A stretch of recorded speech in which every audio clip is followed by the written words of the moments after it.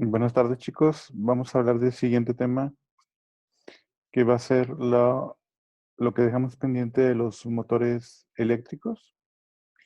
Para hablar de ello, primero vamos a hablar sobre generadores y motores, la diferencia que existe entre ellos, para que podamos darnos una idea de cómo funciona este tipo. Vamos a ver lo siguiente.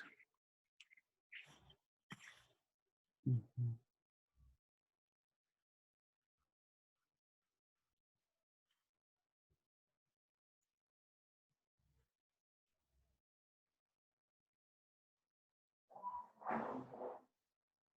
Vamos a ver.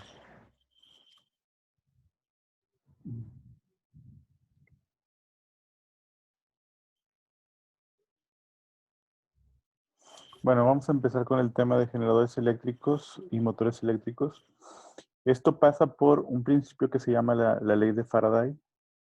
La ley de Faraday hace relación a lo que es las fuerzas electromagnéticas.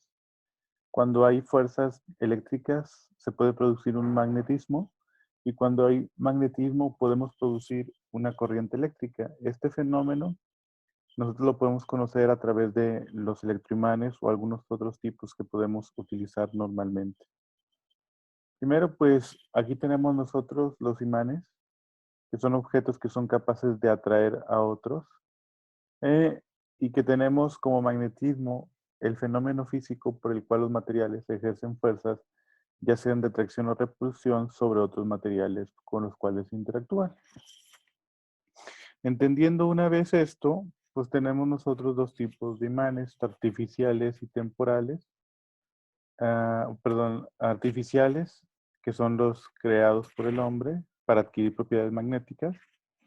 Y de estos tenemos imanes temporales y permanentes, unos que tienen una atracción en un determinado tiempo, un periodo pequeño de tiempo, y unos que tienen una atracción permanente en su sistema. Cuando nosotros desarrollamos o cuando se encontró el magnetismo, el magnetismo es invisible y existe algo que se llama campo magnético. ¿Qué quiere decir? Es la zona de influencia de los imanes. Hay ciertas zonas en donde se genera ciertas fuerzas que son las que atraen o repelen a los diferentes objetos, en general metales. Entonces, los cuerpos cargados eléctricamente tienden a modificar las propiedades del espacio que los rodea. Este tipo de fenómeno se conoce como campo magnético.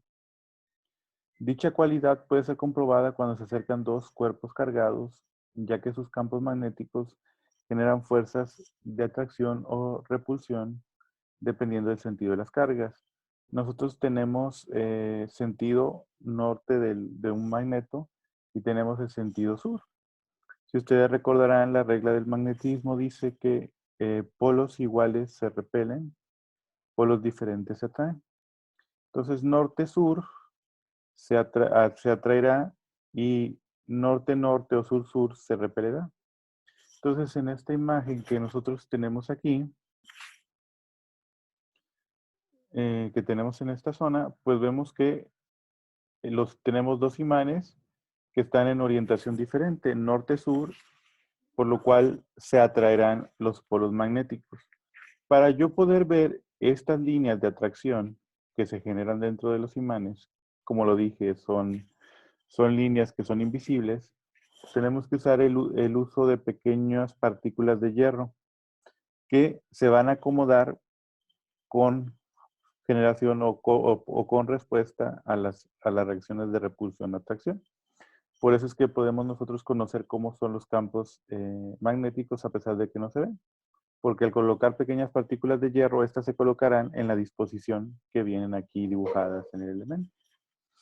Entonces, cuando tenemos nosotros norte-norte, pues nosotros no podemos tener en el objeto, lo tenemos en repulsión, por lo tanto las partículas se acomodarían de esta forma, tratando de no juntarse o de no unirse. Entonces tenemos aquí esta imagen que sería la imagen ya más real de las partículas de hierro, y es cuando hay atracción, y esta cuando hay repulsión dentro del elemento.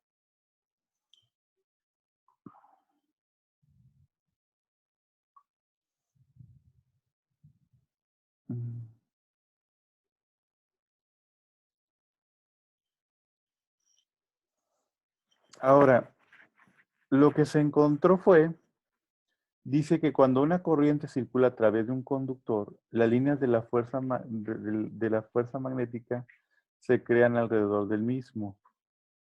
La sección del conductor que se hace pasar a través de un campo magnético se dice que se induce un voltaje y se crea electricidad de un conductor. Esto pasa de la siguiente manera. Nosotros, hay unos experimentos que pueden ver en YouTube en donde tenemos nosotros cable de cobre, un devanado de cobre que va circulando en forma de espiras y que está siendo medido a través de un multímetro y se le hace pasar un cable, un eje o un conductor a través de él. Un conductor que tiene magnetismo. Y entonces se mueve este conductor de un lado a otro, repitiendo movimientos para cortar los campos magnéticos y de esa forma generar voltaje. Entonces, a grandes rasgos, para que lo entienda, las bobinas o el devanado, por el devanado está pasando un campo magnético. Este campo magnético que se genera o cual se generase está siendo cortado, vamos a suponer que este es el campo magnético, al pasar el eje a través de él está cortando esas líneas de acción. Ese corte produce un voltaje dentro del elemento, que es a lo que a nosotros nos interesa.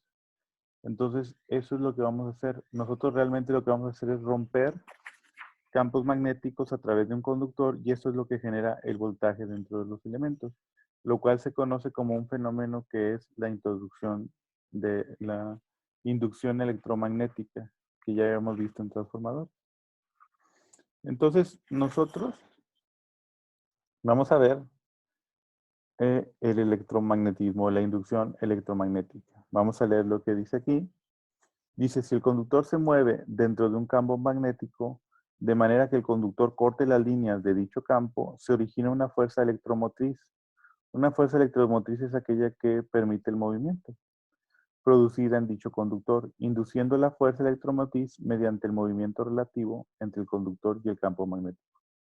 Se presenta como se conoce la inducción electromagnética. Se inducirá voltaje en el conductor y mediante el uso de un medidor puede comprobarse que circula la corriente por el conductor como se muestra en la figura. Entonces, aquí tenemos nosotros nuestros dos imanes. Están produciendo un campo magnético estos dichos imanes. Tenemos nosotros nuestro campo magnético generado. Y nuestro conductor se mueve en dirección contraria al magnetismo, cortándolo de cierta manera. Este corte va a generar la fuerza electromotriz y la corriente inducida por este efecto. Entonces ese es el principio básico que va a estar trabajando nosotros para generadores y motores realmente.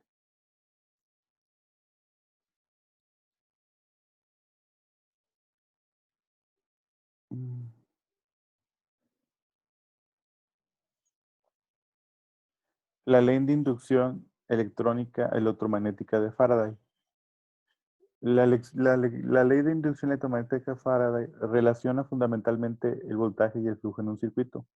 El enunciado de la ley es, si se tiene un flujo magnético que eslabona una espira y además varía con el tiempo, se induce un voltaje entre las terminales. El valor del voltaje inducido es proporcional al índice de cambio de flujo. Entonces, volviendo a la imagen anterior que tenemos aquí, el voltaje dependerá mucho del movimiento al que se corta, a la velocidad a la que se cortan los campos magnéticos. Por ejemplo, si este objeto que tenemos aquí, este conductor, ahí hay un ejemplo que lo hace directamente. Vamos a suponer que son las espiras, el devanado, y voy a tener yo el conductor que va a atravesar aquí. Si está en reposo este conductor, o sea, nada más se pone en medio, el voltaje que se produce es cero. No hay voltaje. Y lo pueden ver ahí en los experimentos en YouTube que pueden tener de la ley de Faraday si la quieren revisar. Cuando esto se empieza a mover de un lado hacia el otro, o sea, lo hacemos en movimiento. Desplazamos primero a la derecha el conductor y luego a la izquierda y lo vamos moviendo para cortar las líneas del eje. Se produce un voltaje diferente de cero. Entre mayor velocidad tengamos, entre mayor velocidad tenga, el voltaje se incrementará también. Entonces, por eso es lo que dice la ley de Faraday. En sus términos, dice, si se tiene un flujo magnético que eslabona una espira y además varía con el tiempo, se induce un voltaje. O sea, la variación es que el conductor esté cortando con velocidad al elemento. Si no, no se producirá el voltaje. El valor del voltaje inducido es proporcional al cambio, al movimiento que se genera. Entonces, esa es la ley de Faraday. Y aquí pues nos explica el número de espiras, cuánto voltaje podremos generar, que no va a ser de nuestro interés en este tema, ¿no? Lo vamos a obviar por no pertenecer a lo que nos interesa en este caso. No nos interesa cuantificar esto.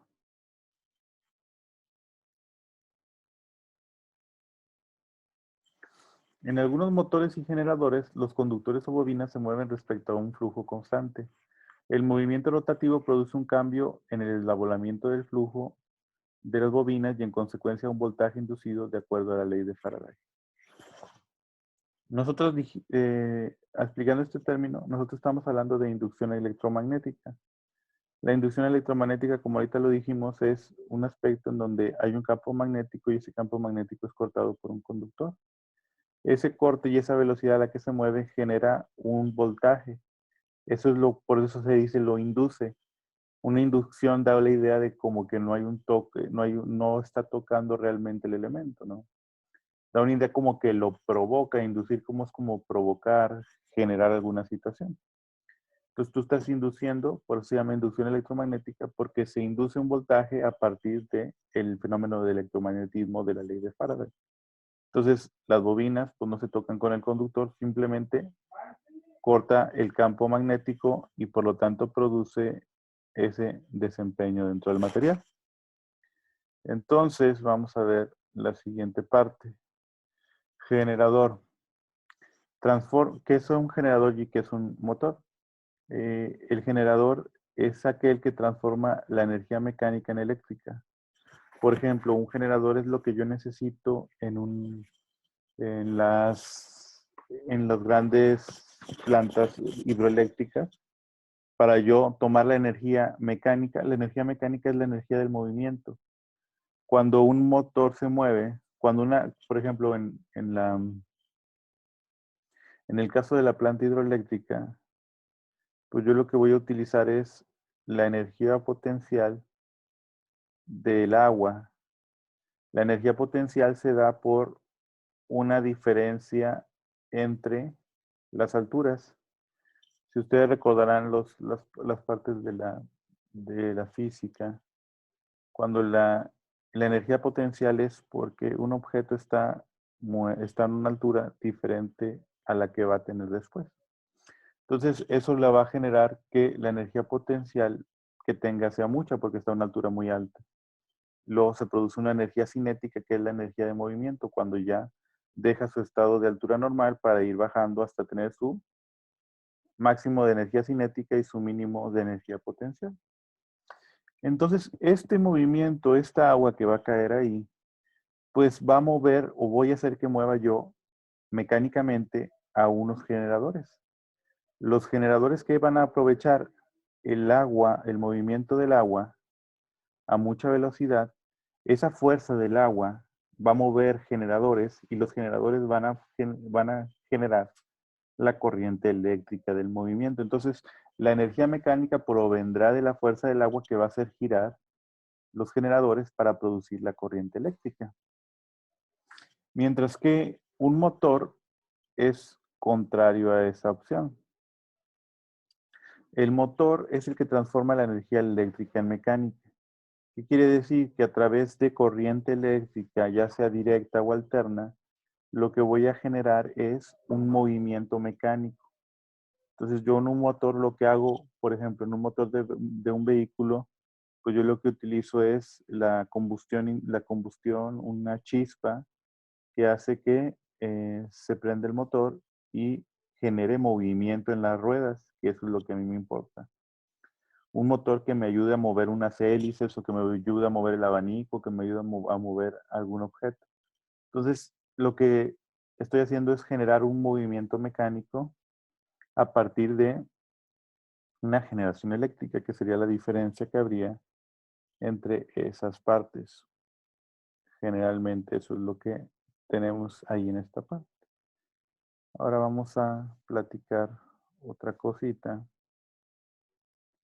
Ahora sí, sobre motores. Entonces, una vez que vemos el principio general de Faraday, general de algunos aspectos que se comentan ahí, pues tenemos nosotros que ir a otro tipo de elementos que nos ayuden a entender los motores eléctricos de mejor manera. Porque nosotros tenemos no solamente el motor, los motores de Faraday, los motores eléctricos, sino que tenemos pues una amplia gama de motores que podemos utilizar, ya sea monofásicos, trifásicos, asíncronos, síncronos, que van a trabajar bajo el principio que nosotros acabamos de encontrar. Entonces, para mí es importante que ustedes estén en la idea de este principio al menos. Vamos a compartir, vamos a ver. Vamos a ver motores síncronos y asíncronos de forma general. Ya sé yo que necesito un imán, que necesito un conductor, que necesito yo generar cortes sobre el campo magnético generado, y entonces eso es lo que requiero yo dentro de mi motor. Pero obviamente ese es un principio muy básico, porque ese es un motor sencillo. Ahora nosotros vamos a ver un motor más complejo a utilizar, que sería el motor síncrono. Vamos a leerlo. Dice, tenemos aquí un motor síncrono y tenemos aquí en el motor, tenemos la aplicación de 3 fases dentro del motor, 3 bobinas dentro de él. El campo magnético rotatorio en el estator está formado por la suma vectorial del campo magnético producido por 3 devanados. Los motores síncronos son un tipo de motor de corriente alterna en el que la rotación del eje está sincronizada con la frecuencia de corriente de alimentación. Su velocidad de giro es constante y depende de la frecuencia de tensión de la red eléctrica a la que esté conectado y por el número de pares de motor, siendo conocida esta velocidad de sincronismo. Este tipo de motor contiene electromagnetos en el estator del motor, que crean un campo magnético que rota en el tiempo a esa velocidad de sincronismo. Pues yo creo que se entendió poco o nada, ¿no? Generalmente los términos son más difíciles. Nosotros tenemos una parte del motor que viene siendo el estator. El estator es la parte fija del motor. No debe de tener movimiento. Puede tener dentro de ahí unas espiras o devanado dentro de su estructura para que funcione generándome un campo electromagnético propio del estator. Entonces, generalmente hay partecitas, aquí está un poquito difícil dibujarlo, pero son como bases de platina, ¿no? Pequeñas rodajas que van unidas una con otra, y que funcionan como partes del estator. Luego tenemos nosotros una parte que se mueve, a la cual llamamos nosotros rotor. El rotor es la que va a girar dentro del movimiento del elemento. Recordemos nosotros que lo que quiero yo en un motor eléctrico es el movimiento mecánico. Entonces el rotor va a moverse y puede tener un eje, el cual me sirva como movimiento, ¿no? Que es esa puntita que le queda, ¿no? Que va girando del motor. Entonces nosotros tenemos ese rotor y el estator. El estator es el fijo, el rotor es el que se mueve. En un motor síncrono es aquel en el que, como dice ahí, síncrono, pues viene del término crono, que se refiere al tiempo. Si ustedes recordarán bien, Cronos es el padre de Zeus en la mitología griega. Es uno de los titanes que gobernaban el mundo. Entonces, si usted recordará, los dioses Zeus y varios más se ponen en contra de los titanes y los desarrojan, los quitan del poder. Entonces, Cronos se supone que controlaba el tiempo. Por eso síncrono quiere decir que va al mismo tiempo. ¿Qué quiere decir? Que el motor se va a mover a la misma velocidad a la cual se alimente la tensión eléctrica.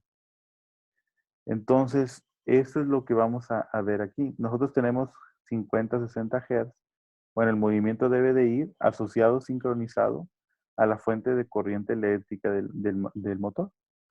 Entonces, el motor siempre se va a mover en esa característica, pero como podemos suponer, pues esto no va a ser realmente fácil. Vamos a ver si aquí lo explica. Quisiera. A ver, vamos a ver aquí, leer esta parte. Los motores síncronos son llamados así porque la velocidad del rotor y la velocidad del campo magnético del estator son iguales. Los motores síncronos se han usado en máquinas grandes que tienen una gran carga variable y necesitan una velocidad constante. Su arranque siempre ha sido complicado, por lo que su uso ha estado muy limitado.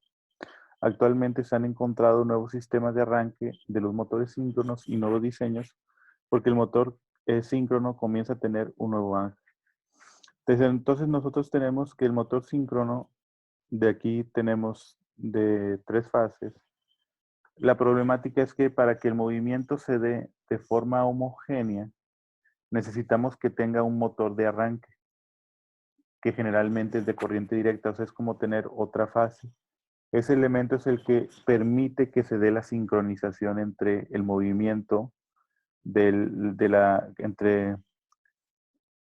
entre la velocidad del rotor y el campo magnético del estator. Entonces, para que se muevan a esa misma velocidad, necesito otra fase, otra corriente directa que regule ese movimiento. Entonces, por eso no es fácil. Necesito un aditamento, otro aditamento para que este funcione. Entonces, por esa razón, no va a ser un motor muy sencillo. Ahora dice, este se utiliza para máquinas grandes, donde la carga es variable, o sea, el trabajo que va a realizar va a ir moviéndose o no tiene la misma magnitud de carga.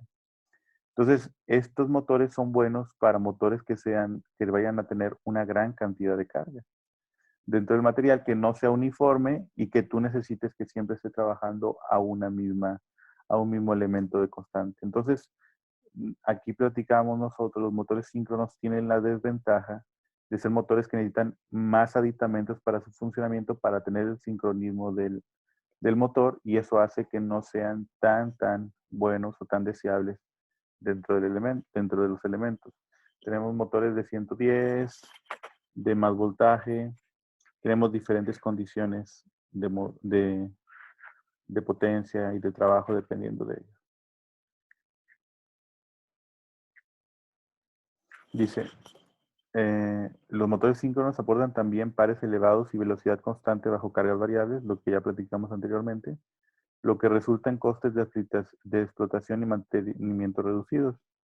Estas ventajas explican el empleo de estos motores en la más amplia variedad de aplicaciones, entre las más transportadoras de la minería, canteras, ventiladores, bombas, compresores en la siderurgia, extrusoras, en la industria del papel, o sea, todo objetos que tienen elementos que necesitan bastante potencia. Ahora vamos a ver el motor asíncrono. El motor asíncrono, pues nos debemos de preguntar nosotros por qué tendría tanta importancia. Y la importancia sería por las características contrarias a la que tiene el motor síncrono. Un motor síncrono, dijimos nosotros que es que necesita un aditamento para tener el movimiento del rotor y del estator con el campo magnético del estator a la misma velocidad, pues necesitamos nosotros un aditamento especial de corriente directa que regule el movimiento de las fuerzas que se generan ahí o del par de fuerzas que se genera ahí para la rotación. Entonces, los motores asíncronos o de inducción son tipos de motores eléctricos de corriente alterna. El motor asíncrono está formado por un rotor, igual que el otro, que puede ser de dos tipos, de jaula de ardilla o bobinado, y un estator en el que se encuentran las bobinas inductoras. Según el teorema, cuando por estas bobinas circula un sistema de corrientes trifásicas, se induce un campo magnético giratorio que envuelve el rotor. Este cambio magnético variable va a inducir una tensión en el rotor según la ley de inducción de Faraday. Entonces se da el efecto motor. Todo conductor por el que circula una corriente eléctrica inmerso en un campo magnético experimentará una fuerza que lo tiende a poner en movimiento. Simultáneamente se da el efecto Faraday. En todo conductor que se mueve en el seno de un campo magnético se induce una tensión. El campo magnético giratorio a velocidad de sincronismo creado por la bobina del estator corta los conductores del rotor, por lo que se genera una fuerza electromotriz de inducción, proceso que ya habíamos platicado anteriormente. La acción mutua del campo giratorio y las corrientes existentes en los conductores del rotor originan una fuerza electromagnética sobre dichos conductores del rotor, los cuales hacen girar el rotor del motor. La diferencia entre las velocidades del rotor y el campo magnético se denomina deslizamiento. Por naturaleza, los motores tienden a ser asíncronos. No tienden a tener la misma velocidad porque parte de la energía se calienta el motor. Si ustedes sabrán, por ejemplo, los motores se calientan y necesitan enfriamiento. El aire, la altura también tiene aspectos a tener en cuenta en los motores. Por ejemplo, un motor tiende a reducir su capacidad con altas temperaturas y a reducir su capacidad con alturas sobre el nivel del mar muy altas. Entonces, generalmente se genera un deslizamiento en los campos magnéticos y el motor es asíncrono, o los motores son asíncronos. Pero este motor asíncrono debe de utilizarse en los casos contrarios al motor síncrono, que eran cargas variables. Aquí debe utilizarse para cargas más constantes, para motores donde no sea tan importante la potencia, o sea, para cargas bajas, generalmente para la mayoría de los casos de máquinas no tan grandes como las que estábamos comentando ahorita. ¿Y por qué va a ser mejor? Porque si no tiene este aditamento, pues no tiene que tener es más fácil el mantenimiento de estos, es más barato y es más fácil con menos tecnología para realizar este tipo de elementos. Entonces, eso es lo que deseamos nosotros al momento de tener este ley. Dice, en referencia a las aplicaciones más comunes, puede identificarse un ámbito de aplicaciones definido como el uso general, cuyos motores están destinados a las aplicaciones de los OEM o fabricantes de equipos originales y que pueden solicitarse directamente a los distribuidores de todo el mundo. Los motores de esta categoría se caracterizan por una calidad constructiva elevada y tienen destinatarios preferentes a las fábricas de ventiladores, bombas, compresores. este es el campo de acción en la que trabajan, ¿no? Que son cosas que tienen una carga mucho menor que los objetos que estábamos pensando anteriormente. Entonces, esa sería como que la parte de, de la utilización de este tipo de elementos. Aquí viene como conclusiones. Dice, la mayoría son motores tipos asíncronos, principalmente porque lo que dijimos, ¿no? Por la facilidad de su construcción, su reducido mantenimiento y sus buenas prestaciones. Generalmente son trifásicos, porque tienen una velocidad de movimiento más constante. También es más importante, o sea, tienen un mejor desempeño un trifásico que un monofásico, porque la velocidad de movimiento es constante dentro del motor. Cuando tienes monofásico no, va a ser más lenta, va a ir, en una parte va a ir aumentando y otra parte va a ir disminuyendo el valor. Sin embargo, tiene la desventaja del factor de potencia que, aunque no es muy elevado, reduce la potencia efectiva del motor, a la vez que introduce una carga reactiva que hace necesaria su alimentación mediante baterías de condensadores. Pues aquí lo que nos hace ver es que cómo disminuye la capacidad de este tipo de motores en potencia, por lo tanto, no son buenos para cargas relativamente grandes. La solución de este problema es la utilización de motores síncronos. Esta solución, aunque en la práctica existe en algunos modelos comerciales, pasa por una complejidad en la instalación, arranque, porque también el motor síncrono no arranca solo, necesitas una fuerza de arranque para que después se puedan sincronizar, y mantenimiento de estos motores porque limita el uso de este tipo de motores para la producción de energía eléctrica como alternador. Vamos a ver corriente alterna, bueno, pues los conceptos. Entonces, esa sería la base inicial de los motores síncronos y asíncronos, donde se utilizaría cada uno. Yo quiero que entienda un concepto, ¿no? Vamos a suponer que yo tengo aquí un imán norte-sur y luego acá tenemos nosotros otro imán norte-sur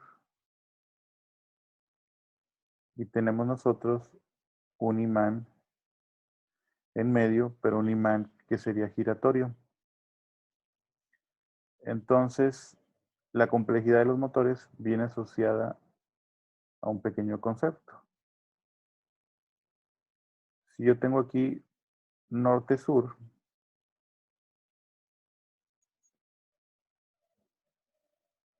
y yo tuviera, por ejemplo,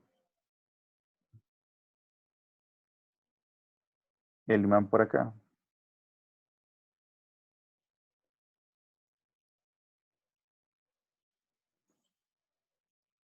este norte-sur va a generarme una fuerza de atracción, ¿no? Que lo va a hacer moverse hacia este lado. Cuando esté el movimiento de por ser contrarios, va a llegar un momento en el que este se va a desplazar más, ¿no?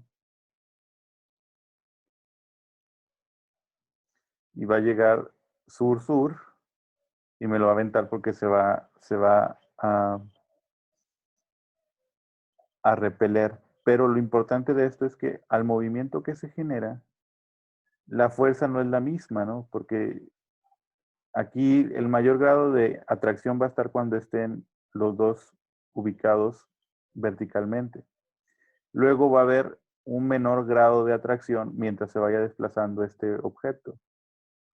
Entonces, eso hace, como se vaya desplazando este imán, el elemento va a ir perdiendo atracción. Entonces, esa pérdida de atracción va a hacer que este material se mueva más lento, que el motor se mueva más rápido y luego más lento y luego más rápido y luego más lento. Y ese cambio de velocidad no me conviene. Entonces, ¿por qué eso que utilizan 3 bobinas o 3 voltajes dentro del elemento para superar eso? O aumentarle la cantidad de bobinado de los motores. Entonces, muy importante la colocación de los devanados, del cobre que está en forma de devanado, en forma de espiral, la colocación, la forma del voltaje para que estos movimientos sean lo más constante posible y no haya pérdidas dentro del material. Entonces, en forma general, ese es el punto de aplicación. Por eso un motor no es sencillo de trabajar. Inclusive un motor que usted quiera reparar o que quiera quitarle el devanado y volverlo a colocar, pues no es fácil porque el devanado, la forma en la que están las espiras colocadas, describe mucho del comportamiento del motor. Y es un arte muy fino de hacer, ¿no? Va dependiendo de la aplicación que va a tener. Entonces, a eso más o menos nos asociamos. Eso es como una introducción. Espero que lo hayan entendido. Son los conceptos más claves que podemos utilizar. Cualquier duda la revisamos nosotros en clase. Nos vemos, que estén muy bien.